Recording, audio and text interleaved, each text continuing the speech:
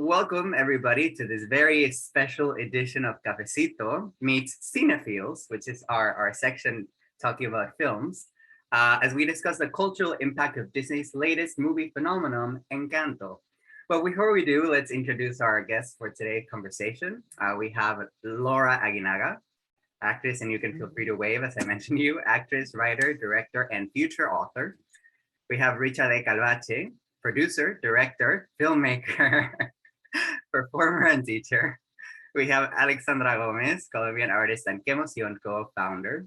G.V. Maldonado, puppeteer, stage manager, teaching artist. Lorena Marin, actress, dancer, musician. Jennifer Pernia, singer, actress, podcaster. Stephen Santana, actor, screenwriter, and host of The Bandwagon Effect. And I'm Federico Malena. I'll be hosting, moderating this conversation. So, shall we talk about Bruno? And Jivi, will you do the honors? Ay, pero Fede, we don't talk about Bruno, no. But we gonna talk about Bruno. Ooh. Thank you, Jivi, for that. She sang that to me when I invited her to a conversation, and I just thought it was definitely worth including. Okay, so when I first saw Encanto, when it opened in theaters, that week it opened, I definitely thought there was a lot of layers to unpack. But I was a little bit disappointed when I saw that there wasn't much motion, not even with Disney fans right away. And it just so happens that it needed that time, right? It needed that time to specifically get into Disney Plus to give access to people who are still hesitant about going to movie theaters, especially families, and for it to start that popular Disney effects with kids start watching and listening to the soundtrack and for parents to start asking, why is my kid into this, right? Like for parents to start asking that question. So then it slowly starts becoming a cultural phenomenon and a poster child for representation matters, right? It's become this great example of why representation matters in media. And we've seen psychologists, right, use the the characters to connect to the patients, both kids and adults. I'm going to give you some context. CNN spoke to therapists that said they're talking about the movie with their clients, many of whom are first-generation children of immigrants who see themselves reflected in the story, hear their experiences in the soundtrack, and are using Encanto to speak out about things that otherwise might go unsaid. We've also seen reactions on social media of both children and adults sharing their excitement about seeing themselves for the first time in a blockbuster-type animated movie of this size, or any movie, to be honest, because according to Billboard, a report was released by UCS Annenberg Inclusion Initiative last September that from 2007 through 2019, Latino and Hispanic characters accounted for only 5% of speaking roles in 1,300 popular films. This number was despite the Hispanic and Latino population accounting for almost 20% of the US population and almost 50% of the Los Angeles population, where the film industry is based. Now, not only Encanto has it been praised for centering the story around Latin American characters, but for the diversity within those characters in terms of gender roles, body and hair types, skin color. So let's just start there. How does Encanto exemplify why representation matters, and does it do it successfully or not? We can focus on Latino representation overall, Colombian representation, any type of representation. That's how we open this conversation. I don't know. I kind of agree. For me, when I was watching Encanto, it took a few watches before I was able to actually like and appreciate the story and even understand the story. On my first watch, I was just like, okay, what was happening? But it wasn't until a couple of watches I was able to really understand it. In a psychological way, I kind of was able to represent on some of the anxieties that a lot of the characters were going through. Particularly, like, for instance, Luisa, like under pressure, having to hold like a lot of the family's guilt and weight on her shoulders, which to me, I felt like, you know, many instances in my family, whether it's myself, even my sister, my older sister, who's also had sort of vented to me those frustrations that she's had, either with herself, with her family. I was able to relate to it in that way. And it being a Hispanic culture, it kind of even, I don't know, it related to me even more. Only because I was able to understand even the upbringing. I was like, oh, okay, I could kind of understand with Abuela being like that and sort of being the epitome of perfection and expecting everyone to sort of be at that level. And then you're surrounded by other siblings and relatives that have the amazing gifts. Meanwhile, like, you're the only one still trying to figure yourself out. I was able to relate it in that kind of way. But again, with the Hispanic culture, I was able to relate it to even more deeper way as well. I don't know about you guys if you felt the same way, but that's how kind of I felt personally. I really agree with you, Rich. I really think that there's something to be said for this kind of psychological representation, or representation as far as like how your mental health plays into family dynamics. I come from immigrant parents who are from Colombia, and it's so, I felt very represented in that sense of just, it's a really smart framing device to have it be magical powers, that everyone is extraordinary in some way, and that the expectation is to be extraordinary. And in the movie, in that case, it was, supernaturally, magically extraordinary. But I know that, and this is not, I know this isn't exclusive to, Latin culture, but I know that children, first generation children, feel it a lot. But people who have immigrant parents, there is this kind of pressure that does build up as far as expectations, as far as wanting to be that extraordinary person for your family, and to like hold up those expectations, whatever those may be. And yeah, I mean, I definitely felt like the values of that family were so similar to dynamics that were present in mine, particularly like, again, that expectation to be extraordinary or to make your family proud in the way that they want. And also in like, just those things of like, well, we don't talk about that, or we don't, bad times or hard times or certain family members, like, that's just not, why would we bring that up? That's not conducive to, a healthy family dynamic to talk about those things. But then I have found in my family that like not talking about things, swinging in the opposite direction, can be just as, if not more detrimental to everyone's sort of sense of self. Because if everyone just feels like I am my family and my family is me, then any sense of like individuality like is, in danger. So I really just agree with that type of representation, like 1000%. I felt like that was just a dynamic that I had not seen, particularly in a Disney film. And it was so moving to experience that and to find that understanding in this film. Yeah, I totally agree with both of you. When I first watched it, again, my family, I watched it with my mom, who was born and raised in Puerto Rico. She didn't connect with the film as much. I think it's because they are so dependent on what Disney usually puts out. It's fantasy, it's versus this movie, there was really no villains. It was just the situation that a family was currently dealt with. And what I felt like, I too was like Richard, that I had to take several times, because I was like, why? I was hyped about this movie. And when I first watched it, I sat there like, why didn't it really click with me?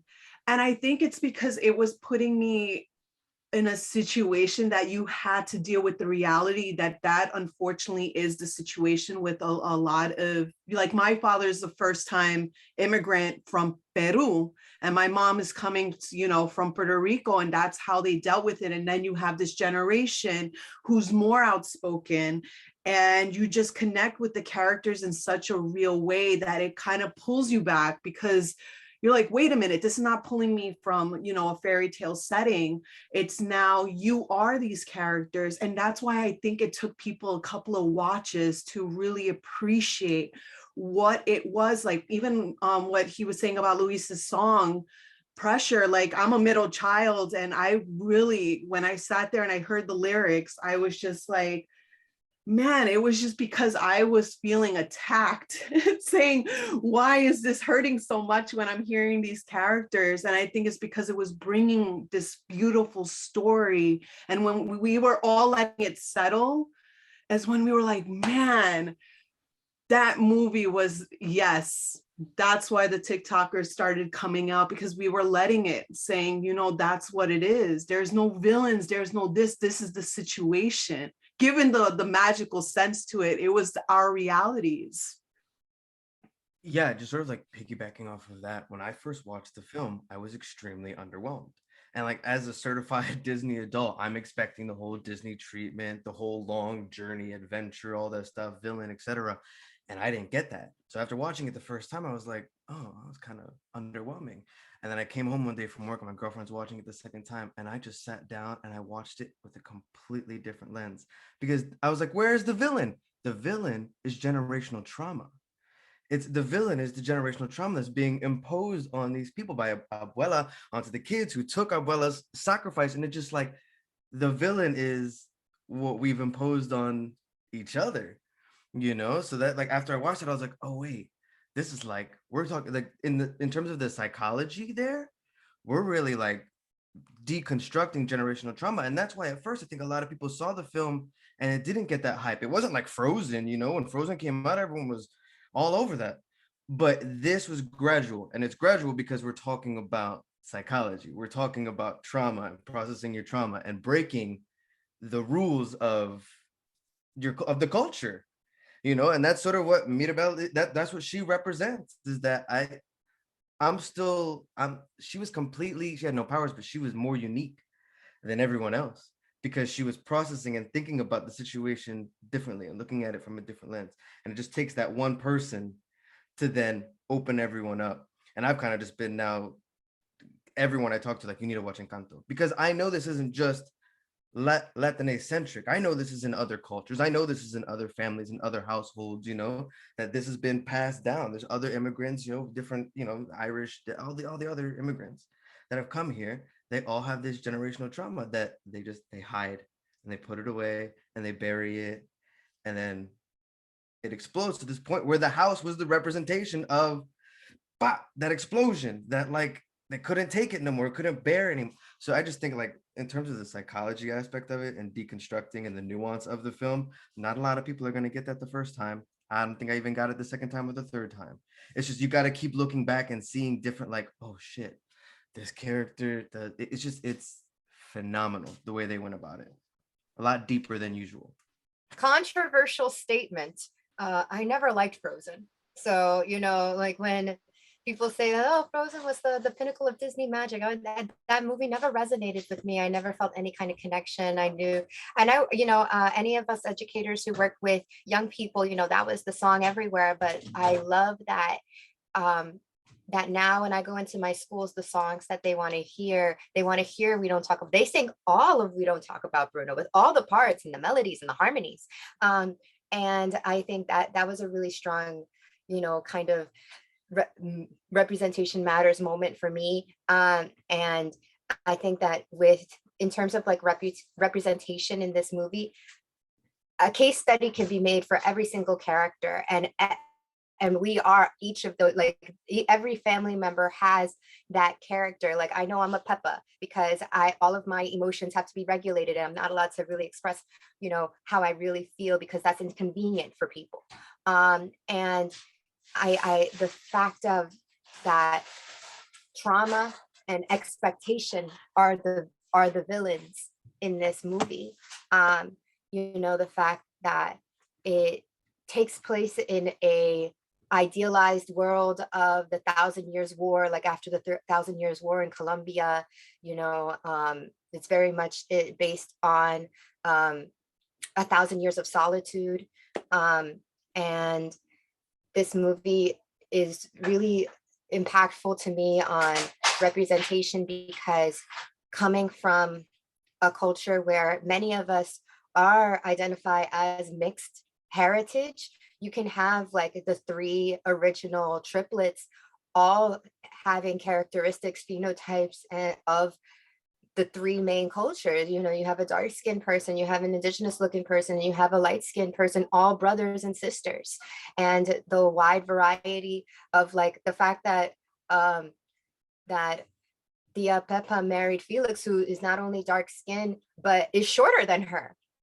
And that's, you know, representation for the short kings right there. And yeah, and we can have something that shows the beautiful mix of us and how we can all be related and part of the same family, but really be a rainbow of people, a rainbow of color. That was really moving for me. And just also going back off of what Laura said, about parents going from one place and coming to another. That was a huge issue of the trauma. Just, hey, everybody, I hope everybody has watched this, because we're giving the ill spoilers, friends. Go, if you haven't gone seen Encanto, everybody needs, because we're dropping all of it. But the fact that, we to go and to have a situation that forces you, either willingly or unwillingly, to leave your home and go to another place, to make a whole new life, to be a model citizen, to be impactful to your community, is a very, very strong identifier for the immigrant experience. And that was really where I saw the benefit and the impact of this film. So it took me a while to watch the movie, because when it came out, for some reason, I kind of delayed it, and I wanted to watch it back home with my family during the holidays. And watching it with my family, I was in awe. I'm from Colombia, and it was just all these little gems that were hidden and also just very openly there about our culture. And it was so nice to see that it was being appreciated and shown worldwide, that our diversity in our people, the diversity in our food, in our culture, and in our diversity in our nature and everything of that was being appreciated and shown to the world. And as a Colombiana, when you go some places outside of our country, we don't have like the best reputation as a country. And to see that a Disney movie made our country magical, and everyone now sees Colombia as a magical place, I thought that was just beautiful. And the more I think about this film, the more amazed I am at the layers. And if you keep analyzing it, you see the expectations for your family, the roles that you take within your family, and how we don't speak up about the things that hurt us as a family or as a community. And we just keep trying to overcome what our problems and just try to be up to the level of what everyone else expects of us. And every time I just think about it, it's just more to analyze and more to see of the impact it has. So for me, it was very beautiful to see this film. And when I saw it, I thought it was brilliant. And I think it's a movie that the more you watch it, the more things you're going to find that are so impactful. Yes, I have to say, first of all, Stephen hit it right on the nail right in the coffin when it came to generational trauma. But I've also noticed a lot of people had a lot of hate with Abuela, only because of the expectations that she also had. But again, the generational trauma, the trauma that she actually had, was kind of justified of her actually running away, seeing her husband murdered in front of her eyes, and literally not holding herself together, holding her family together, and also being responsible for a whole community and doing everything possible, doing the best that she can, and trying to also raise her children with expectations of being better than who she is, because she also doesn't have any power. So completely understandable of why many people hated on Abuela when they really should have been hating on the trauma that she inflicted, that she really never really dealt with. But side point, I got to give it to Lin-Manuel, because that's also one of the reasons why this movie was also a kind of movie that you're able to watch over and over again. The music just so catching. And again, the way it was done, I also felt that, separate from another movie, from watching other movies, I felt this was almost like a not theatrical, almost like a theater piece being presented as a movie. To me, I almost expected this to be more on theater, the way they presented it in the movie. It felt like, even though it was a musical, technically, I felt that this would have also been a lot better a theater portrait. Even just the way the story was kind of written out, I felt was more theatrical than cinematic.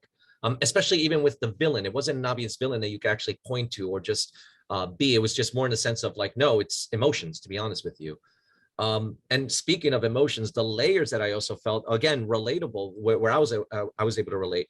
Bruno, socially awkward. I mean, how many of us have ever had socially awkward situations or know that family member who's been socially awkward? Same thing, Beppa. One of the things I always caught with her, every time she would have a little mini fit, she would always go for the hair, do one of those things. And to me, it said a lot about her character and who she is. I was able to relate because I know a friend who used to do that, and that personality trait all of a sudden reminded me of Beppa. So other than just heritage, it being from a Latino community, it being from Colombia, I mean, the psychology alone, the characters alone, I felt universally drew a lot of people to it because, again, it wasn't really about a evil mastermind or some sort of villain. It was just more in a sense of how to deal with emotion, trauma that has been kind of put up to you, and how to sort of deal with the expectations that have been put upon you. And that's kind of what I got out of it, and also kind of what being Latino's like, but that's just a different story. But Um, I have a totally different perspective of you all.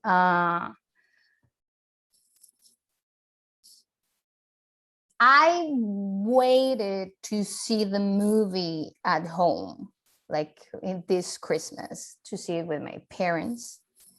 And it was a whole thing, and I was very excited. I went with my parents. We have this tradition of like going to the movies and like get all of the popcorn and blah blah blah. It's like it's a ritual for us, and I was very excited because it was like a Disney movie, it's a children's movie, and I was like having that experience again with my family at home. And then we just end up a bit disappointed with my dad fall asleep in the middle of the movie. And I just have a lot of questions. And like me as Colombian, you know, I was born and raised in Colombia, in Bogota, Colombia. And I was very excited. I have friends that work in the Colombian Trust team. They were researching and working for the movie. Like I know this, I was excited for that too. Like my friends have been working in a Disney movie. Carolina Gaitan, who's the singer of Bruno, we don't talk about Bruno. I see her, like I saw her in TV. I saw her growing up. I know her producer. Like it's so close to me. Like the Olga Lucia Vives, who's the she's Maribel in Spanish. I studied with her. I saw her doing musicals back in Bogota. Like wow, you know. So I was just like, I'm gonna see my friends. And then. Yes, I agree with the representation. I did see myself in the movie. Like I do think like Isabel, like they wrote that inspired of me. Someone followed me. Like I am that person. I'm like all flowers. And, you know, I used to have very long hair and like flick it around all the time. So that was very nice to see. It was really nice to see all of the people, different people. They're so different, like white, black, brown, and everyone's family, everyone are neighbors, like everyone are in the same status, which it is very true. Like I didn't realize I was a person of color until I came here to the States. When someone called me, you're a person of color, I'm like, what? I thought I was Lorena, like what? And it was really traumatic when I was put in the box. Because back in Colombia, like you're just like a person, because you're always with so many type of people, kind of people. So yes, I did see that in a movie, and I appreciate that a lot. I appreciate the little kid drinking coffee when he's like 4 years old, because it's totally, yes, like I've been drinking coffee since I am 4, and I am fine. So yeah, I feel that the movie was on point visually. there's so many references that they're like, whoa, they did their job. And there's even like a part when Maribel meets Bruno and he's like, I watch TV, and like the scenes of the rats, they're like specific. There's like even a football match that is important for us that I think just like a few people, like my dad was who got like picked them, like, oh, they just like it was an important match. I don't even remember what it is, like just Colombians know about it. So that was just like, oh, okay, they know everything. But the story itself, it's funny because I feel that you all feel represented with the story, and me, who's the Colombian, I didn't feel that was my story, and they were telling the Colombian story, and I'm like, kind of. And for me, it was the kind of like abuela is the villain kind of. For me, it was just like, I cannot see my abuelita being the bad person. Like they should put the tia or something, but like abuela is untouchable. She shouldn't be a villain at any moment. Like that's like hurted me. Like I cannot see it. Like abuela is the one who always puts together the family, and we know that. And like that for me was just like, it's difficult to watch. The music, I have very strong feelings about the music because I think it lacks of Colombian traditions, and to the point that I don't understand why they bother to do a Colombian movie with all of the musicality we have, like thousands and thousands. Why did they bother to do that if they were just gonna write a pop soundtrack? That's what it is for me. Like I listened to it and I was like pretty upset because I know that what I'm gonna say is controversial, but I don't think Lin-Manuel Miranda was the person to write the music for this movie. I think the right approach would be like, there's like, this is the thing, like there's so many musicians in Colombia, like they're never seen. And like people from the Caribbean and like people that do amazing things that they're not even in the movie. They're not. Those were the people that should have written the music, and maybe Lin-Manuel Miranda could just jump in and do his magic and really wrote a original soundtrack that it portrays my country. The thing is, I watched Coco, and I did feel like more, how do you say that, drowned, and I did cry. My dad didn't fall asleep when we watched Coco because I think Coco is more like it comes from the tradition, like the traditions of Mexico, like the whole movie is about that. I think Encanto is about an imaginary thing, which yes, we feel, yes, I think they did it easy, honestly, like 100 Years of Solitude, like, yes, but that's a fantasy movie. I understand magic realism, like, yes, Gabriel Garcia Marquez, he's on point on it, and like he's great about it. But honestly, my country, it's so many things that I didn't see in the movie. There's that I think that they could have done. I think that their research was quite short. And maybe that's why I don't have any complaints about the visuals. Again, I think the story, it's like wonky, like it's I don't know, maybe I have to see it again because you're talking about all of this psychological things. But again, like if I shouldn't be watching a movie more than once to be there, like it's a Disney movie, it should be easy to watch. And I just felt like, oh, great. it was a cute movie. I guess it has catchy songs. They're not my representation, and then we finished the movie kind of sad. And then, okay, sorry, maybe I'm taking too long. This is my last thing. I watched it in Spanish first, because I mean I had to. And they did something that it really hurt me. Like they neutralize all of the accents.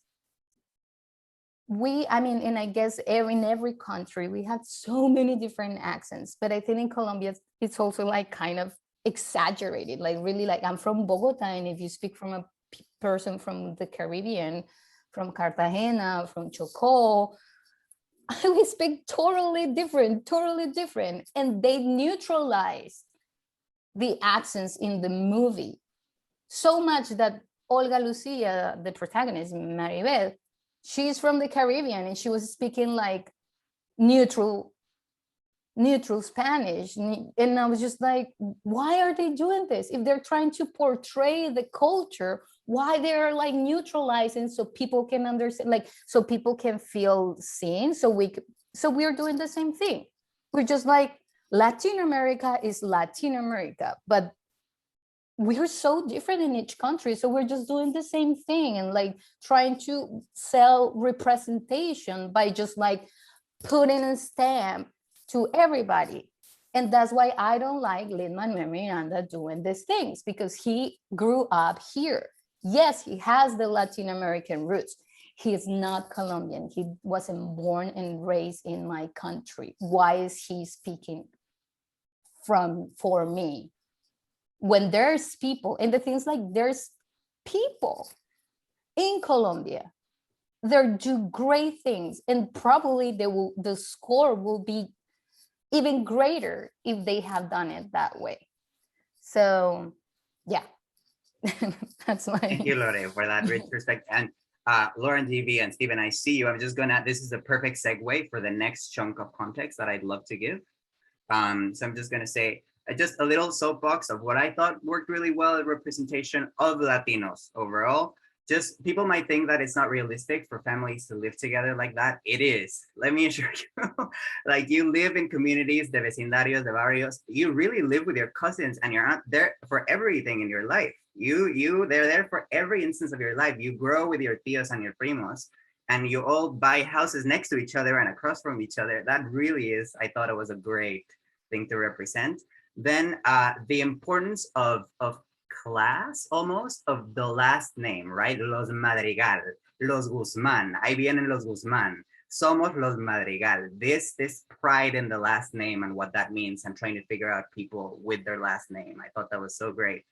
The clash generationally of Abuela and Mirabel, it was a miracle, it was God, it was religion. No, Abuela, it was you. It's your resilience, which is sometimes referred to as a millennial word, right? That our parents don't get to use as much, resilience. And that clash of just like, it was a miracle versus it was you, I thought that was so great. The superstitions with Bruno and the Walter Mercado, like I want to know my future obsession kind of thing, right? So strong.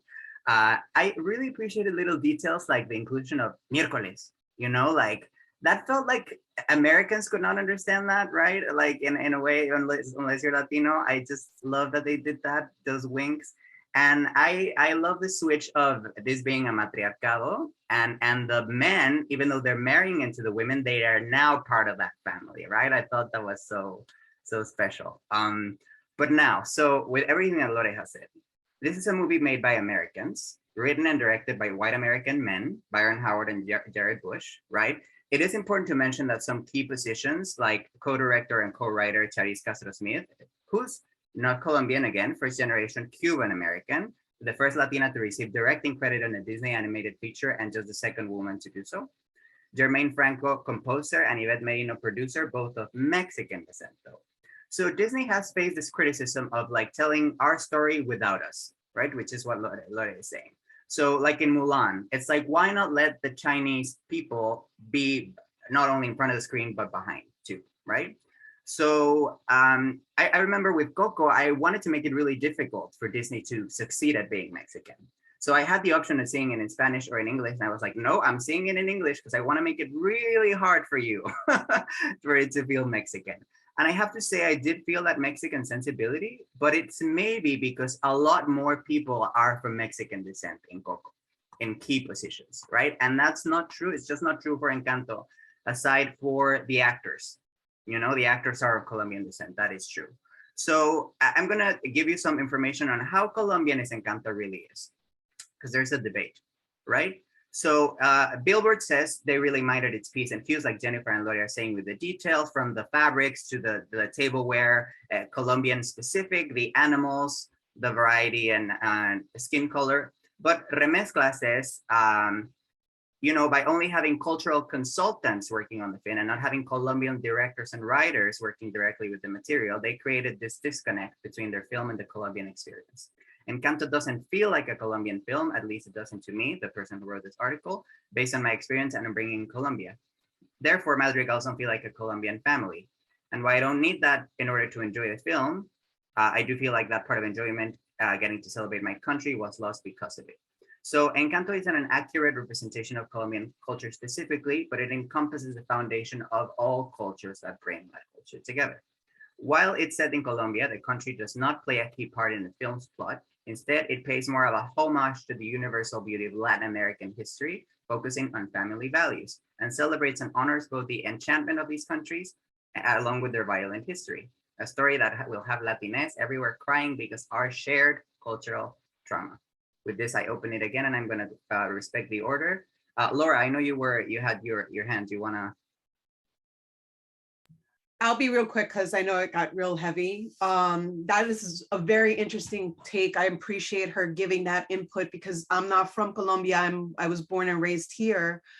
And it's interesting hearing that sort of input from that eyes, which I respect. The one thing that I wanted to point out when we were going back to the psychology of it, that I want to shout out, that I really appreciated, was how it was the like little details, like they took away the machismo from what people always see in Latin culture. And for Felix, even it was the little things like when she was like, are you telling the story of mine? He's like, I'm sorry, mi vida, go on. And how much love and respect and understanding he had for even Augustine, the tiny detail when he was like looking at Maribel, like with a stern look, and then he saw his wife giving a soft look. And then he softened his look. He's like, oh, we're doing that. Okay, soft look. And I had to give it to them that they never made the men. It was the women who were more upfront and having these discussions, and the men were so understanding that I wanted to give that, because it's every time you see, a lot of times the Latin men are portrayed as we're the boss, women are not allowed to have feelings. And here we see a softer side of that. So I just wanted to say I did see that, and I did really, really love that.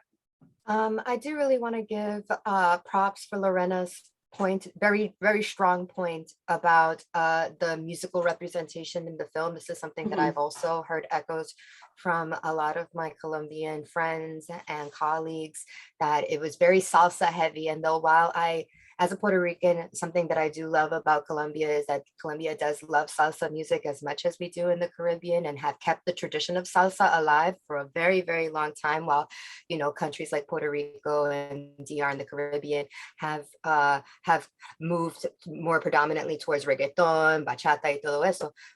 You know, keeping that tradition of salsa alive. I did want to hear more traditional Colombian music. You know, they were very like the dun, dun, dun, dun, dun, dun, dun. That was pretty much all I got. And the title song of Colombia, that song, you know, so yes, definitely 100%. There should have been more. There should have been a musical, not a consultant, but somebody doing writing credit, the same way as in Moana. In Moana, they hired somebody of Polynesian and South Pacific Islander descent to write those traditional songs. And they should have continued that, instead of simply only, you know, hiring Carlos Vives to do that particular song. So yes, definitely strong point. I think Disney does need to work, go to the next level in making sure that if they are setting a film in a specific real place, that they work hard to get the actual people. And this is also, hey, I'm wearing the Puerto Rican flag behind me, so hey, Lynn, love you, Lynn. But this has been the same echo that we heard in the Heights, where they didn't hire any Dominican people in the not any, but they didn't feature Dominican actors to play Dominican people. So again, this is a point that has been made repeatedly. So yes, thank you, Lorena, for bringing that up. I wanted to piggyback. I don't know if it was Mr. Rich or Mr. Steven who pointed this out, that this felt like a theatrical experience. Thank you, Rich. Yes, this was very much a theatrical experience. I am waiting to audition for Peppa on Broadway.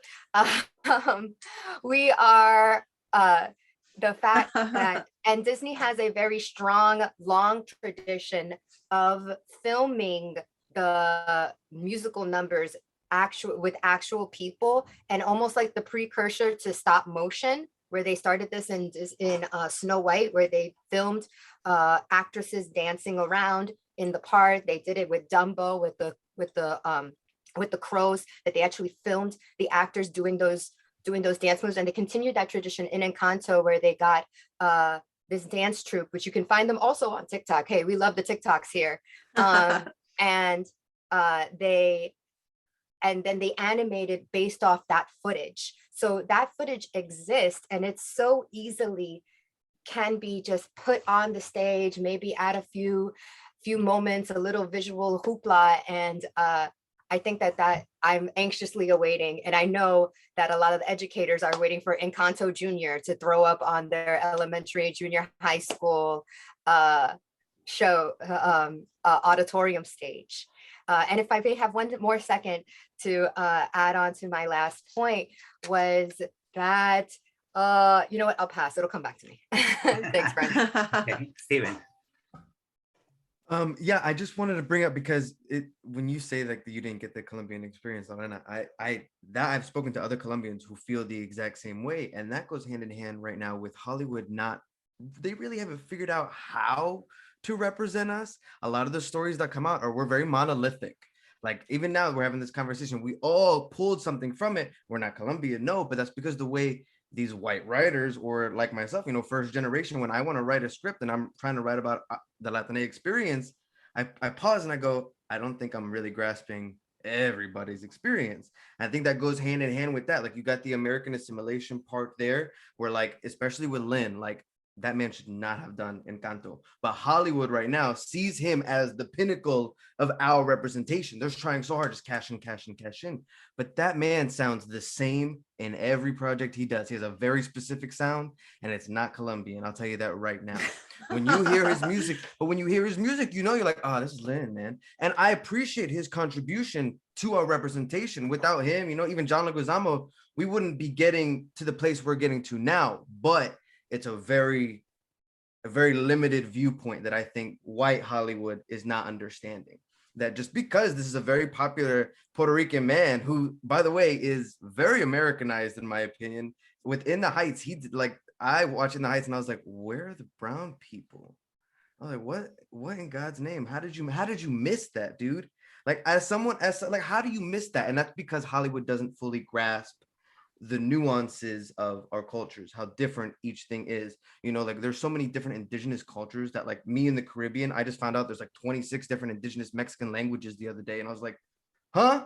We don't talk about this, and these are traditions and stuff that I don't know. I'm in the Caribbean, and so what I'm saying, it's I think right now with the writing and the way they're trying to represent us, they're trying to make us a monolith, and they're not seeing the different aspects. So they need to pull in. I mean, even the conversation right now with a lot of people is, if I get called in for a Mexican role, but I'm Puerto Rican Dominican, do I go in and play a Mexican right now? So I think there's that where they're not doing a good job at it, obviously. But I think they're as we talk about it, and as other people, the Latin creatives talk about this, hopefully they realize, oh, maybe we shouldn't go to Lin-Manuel Miranda every time there's a project for Latinx people. Maybe we should bring in new people, new stars, people who have the talent or the skill set to do so, but we want to focus on a man who knows how to write rap.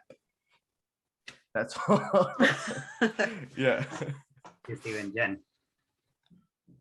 I think that when I watched the movie, I did get the theatrical sense. So when I heard the Lin-Manuel Miranda songs, I'm like, oh, this is a musical. So I kind of removed where is the homage to Colombia in its musical sounds. But like, I do agree, we have so much folklore in our music. It's beautiful. And I did not get it at all in any of the songs. I do remember that when the movie finished, I stayed to the very end to watch the credits to see where were the Latinos. And it was shocking to me when I didn't see as many as I thought that were going to be in the team. And then it came to me like, well, they did a good job because they hired a lot of Colombian actors and they were both in the Spanish version and in the English version. But when you hear that they're praising the film for its representation, I don't feel that they've done that good job in cheerleading and spotlighting the actors that are from Latino backgrounds. I hear a lot of the people say there aren't enough Latinos for shows, and they are there. And you have a movie that has so many Latinos and then just showcase them more. And I was very disappointed because, as Lorena said, a lot of these actors, they are superstars back home and they are great at what they do. And we didn't hear enough about them. So that's something that I wish I could have heard more. Yeah, very quickly going back to the first question about other things about representation that I appreciated was, I just really appreciate that a Disney protagonist who's female has glasses. And like, I just really appreciate that because I know how important it is to be a little girl with glasses and like to feel like all the Disney princesses don't have glasses. So I'm glad Mirabel has glasses because I think that's important for kids. Anyway, this is so like, Lore, just thank you so much for saying everything just so well and like encapsulating it in this way, because I look back on 2021 and it's very, I think what's becoming more and more clear to me is that these films are American films at the end of the day. This is Colombia, but existing within the parameters of an American sensibility. America, Disney, whoever these companies are, dictate the limits within which this story will exist. Not even if it's set in Colombia or Washington Heights, it's like, we don't get that in trying to, it was something that I kept saying about Encanto was like, I feel like they cracked the Latin movie. That was something I said a lot after seeing it. And what I realize now, especially after hearing you and hearing everyone, was like, they cracked the American treatment of a Latin movie. Like, because Encanto is a utopia, it's not a real place. It's Colombia, but it's an idealized Colombia.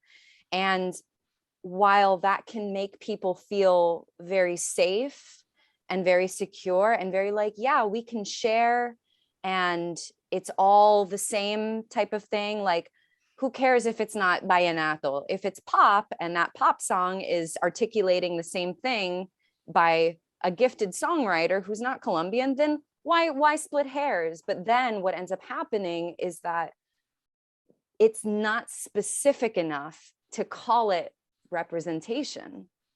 Like, because it has been given this more homogenized treatment in this wonderful intention of wanting to share and wanting it to be accessible to Latin Americans, you've made it not specific enough to call it representation in this way. And it's something that we saw within the Heights as well. In the Heights, again, beautifully written songs, an okay story, some fun characters. But the film was also rendered toothless because in that Washington Heights was presented as this, you know, again, sort of utopia, particularly with the conversation that followed of colorism and all of these things of like, but this is not what this place looks like. And this is not how these people would interact in Washington Heights, if that's where you're setting the story. So then where is this? It kind of exists neither here nor there. And I think the same can be said for something like Encanto, where it's like, it's what they said to me in acting school. It's a good wish, but is it really set in this place? And I feel like they were able to get away with it because of the magical realism. They were like, well, it's magic, so that it's okay, right? And it's like, well, you can't just say it's representation, but then finesse your way into like making everything, because then that's not specific enough. Like, and I feel like it's hard for Americans to know that, because then that means we have to be uncomfortable. We have to have these difficult conversations, you know? We have to say, well, would it just be okay for a Colombian family to have a mixed race marriage? I can only speak for my family, but I don't think so. I don't think in my family that would fly, even though we do come from the coast. We're from the Caribbean, but in my family, I don't think it would be as easy as lovely and as sharing and as sensitive as it was presented in the film. Like, you know, it's these, like, same thing happened in the Heights. Like, if Benny is getting with Nina, what does that mean? And that was just completely taken out of the film. And America and Disney in particular, you know, they want to give it that Disney treatment. They want it to be good for kids. They want to be able to sell things. They want to reach as far of an audience as possible. But then that does come at a cost. And I think everyone is sort of saying the same thing here, where it's like, if we want these stories to actually nail representation, then I think we have to put the people who are from these countries and have these cultural values behind, like, baked into the creative process of rendering these films as much as possible. Because then, yeah, we get representation, and we do. I think I still love Encanto, and I will probably watch it many times in my life. But, like, you know, it can't, like, it's existing within those parameters. It's not a pure distilled representation. And, you know, that's the danger of, I think, being a Latin artist in this country, is you are very susceptible to being put in this monolith. And that's why, you know, we can't talk about In the Heights without talking about Encanto, without talking about West Side Story, because everyone's trying to be like the Latin experience. And it's like, no, are you either going to do the Latin experience in America, or you're going to do the Colombian experience? But you can't really do both. And I really just appreciate that perspective, because I feel like it shifted something that I was trying to articulate. Before we close, I'm going to give you one piece that it's important, I feel, so much to talk about. We could do 2 cafecitos on Encanto, apparently. But I just want to add to this whole, just to give more credentials to this music aspect, of an interview with Carlos Vives, that where you could almost sense that he's happy, but he's also disappointed. So I'm just going to read, right? It's, truthfully, it makes me very happy that they made such an effort to try and understand a country like Colombia, Carlos Vives said. I was asking them if they understood for real the sheer diversity of different countries that exist within one single country. At the end of the day, it's difficult for people to understand such a crazy amount of diversity, no? But they were so happy. There was something about Colombia that fascinated them and made them speak about the country with much love. But as I say this final piece, which I feel is also very important, maybe that'll inform your last little contribution as we go around one last time. So when I saw the film, I remember telling Alex, we saw it together, and I was like, it seemed insufficient. Like, they wanted to touch on Colombian history about the violence, but just like boop, right? And I was like, why even do it if you're not gonna really delve? But then I read several articles and it changed my mind. So I just want to give you both sides. So there are vague indications of political turmoil in the background of the heartbreak at the center of the story, but Disney remains fearful of going the extra mile to condemn the displacement of the working class. So instead, they resolve this by providing sanctuary and joy to people that long suffered at the hands of their oppressors, mujeres. So kind of scared to go there. But Polygon gives a different perspective that changed my mind, and I just want to see what you think. The happiness portrayed in Encanto isn't just escapism, it's defiance. It's about challenging the notions that Colombians have to be miserable forever. Americans tend to think of Colombia as a violent, drug-ridden failed state, half slum, half jungle, which also happens to be the source of coffee and Sofia Vergara. Once we learned that the central family, the Madrigals, like millions of real Colombians, have been displaced from their home by the abstract omnipresence that we simply call the violence, it seemed that the team was coming from a place of love. The Colombian Cultural Trust, a collection of consultants from a wide variety of fields, brought in to ensure that film's authenticity may have spoken to this problem about perception. Now, so perhaps the telling detail is the deliberate choice to not give the violence a face. This force that has displaced the Madrigals could have been anything from militias to warlords. Sure, Disney was probably avoiding details because they'd be afraid to be too graphic or complicated for young viewers, but this person chooses to see it differently. And Encanto, unlike all other American depictions of Colombia, there's no room for the violence or its perpetrators. The focus is on the survivors. It's about the miracle of thriving when you see almost cosmically predisposed to suffer ad infinitum, because that's what Colombia is, a country of people trying their best to thrive in spite of their circumstances. So I just thought that was. So we have 2 minutes, which is insane, but just hold on to a thought that you really want to close this with. And I don't know, maybe we'll think of doing another one because there's just too much. So take it away. A lot of great points that were said today, but just overall, I learned a lot from a lot of people's opinions today, and I also changed my perspective a little bit watching the movie because I've learned so much. It kind of inspired me to want to learn a little bit more, and I think from somebody who is not Colombian, and especially young kids who don't know the history or any of these viewpoints, these talkbacks are a great way for them to discover a little bit more and get more into detail of the country and the heritage. Again, I learned so much and very appreciative of everyone's opinion. And I think I have a lot of research now I want to do to appreciate this movie a little bit more. I think my big takeaway is just we are the responsibles for this representation to happen, and we are artists have to do the work instead of keep accepting other people speaking up for us. So we should say all the time, no, I don't like him. I'm tired of seeing Lin-Manuel Miranda. He's great. He's a great musician. He cannot speak for me. He cannot, or other people, because I'm gonna speak for myself, because I have my own story, and people should tell their own stories, not try to tell other stories. I won't tell the story of like an immigrant person. Yes, I am an immigrant, but like for example, like someone who was born here but has immigrant parents. I don't know what that, so I will let that person tell that story. I'll tell my story. I think this was so much fun. I love the different aspects that everybody was taking from it. I appreciate it. It really opens you up your mind, because you feel like there was representation versus like what she was saying, that she felt like it faltered in representation. And I would absolutely love to have more of these conversations with you guys. I look forward to future ones because I want to progress and try to advocate for representation in film and television, and know that it's being done well. And when we feel like, now we're being more presentable in film, television, and theater, we got to start doing our part and what we can do to advocate for that. But at the same time, that it's not faltering, where it's like, yes, we're having this, and then, but it's bringing down others. So this has been a learning experience for sure. And I hope that we get to do more of this. I'm always down for it. They were so close. They were so close. This conversation just like made me feel like, they were so close. It's not the full scale of representation. I really appreciated having this conversation because it just goes to show that they're not full circle yet.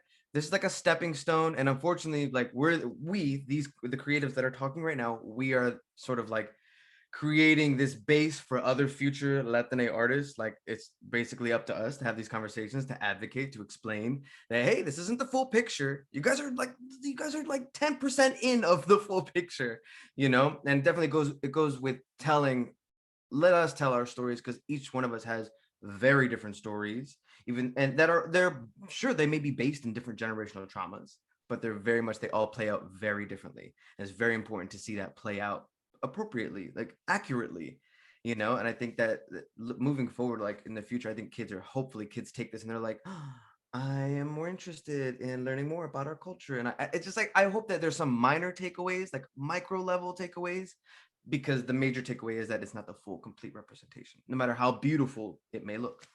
So yeah, it was a great conversation nonetheless, though. So thank you guys. Yeah, I will always be of the opinion that I don't think you can have true representation unless the people that you're portraying on screen are the ones writing the checks at the end of the day. That being said, I adore the film. I love everything they tried to do and did succeed doing. I agree with Stephen in that it is a stepping stone. It is not the end all be all. It's fun, and I love my country, and I love the United States as well. And I'm very grateful for all of you. I'm so grateful for all of you. Thank you, thank you, thank you for your time and your perspective and your energy. It is invaluable. So thank you so much. Can't wait for part 2, because I think that this movie we only had one prompt. And so we didn't even get into like, who's your character? But I think what I remembered my last point, and it tied into what Alex said.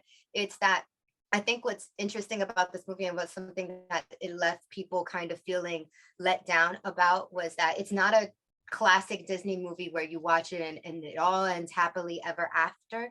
There is you want to have a talk back. This is a movie that you want to watch with your family, and you want that experience where we're all going to talk about what we saw afterwards, which is really great for me, because to me that's a theatrical experience. That's in a modern progressive theater experience. We're staying after the curtain call to have a talk back with the actors, with the creative people, to really to not just have not just to get their perspective that we can get in a behind the scenes, but to share how the movie made us feel, and for them to know, and for us to know, and for us to share as a community. And that is what I think Encanto has done.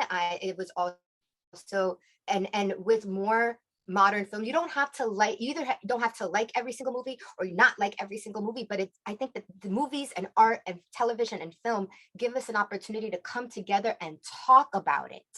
And that is really what I like from it. I haven't seen Encanto with my family, because I know that that's not going to be a fun conversation to have. I want that conversation. I want that uncomfortable conversation very much. But I know that that's also going to be the experience. I know a lot of people are struggling with that, having that experience, conversation with their family members about, how does it make you feel?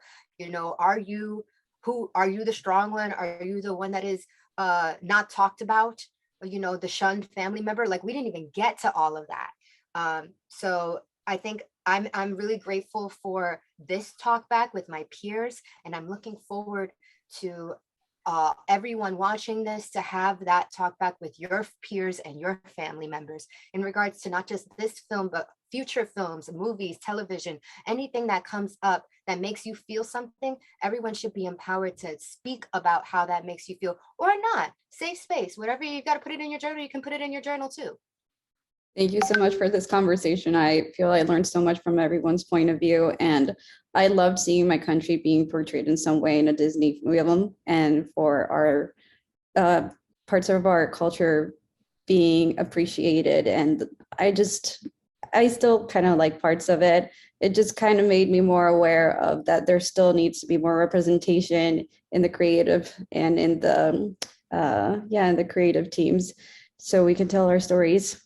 I want to encourage all the viewers to have these conversations, right? We're trying to model that we can have these conversations, really dissect, that we can really enjoy and celebrate something, and yet dissect it and question it and still love it, right? And still ask for more at the same time. All is possible at the same time. So know that everything we talked about is there's going to be links to all the wonderful, fantastic articles that people have been working so hard around this conversation.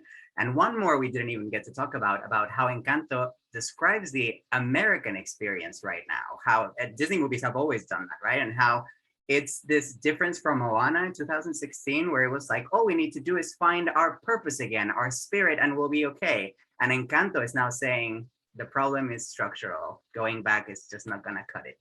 We need to destroy the house and build it again.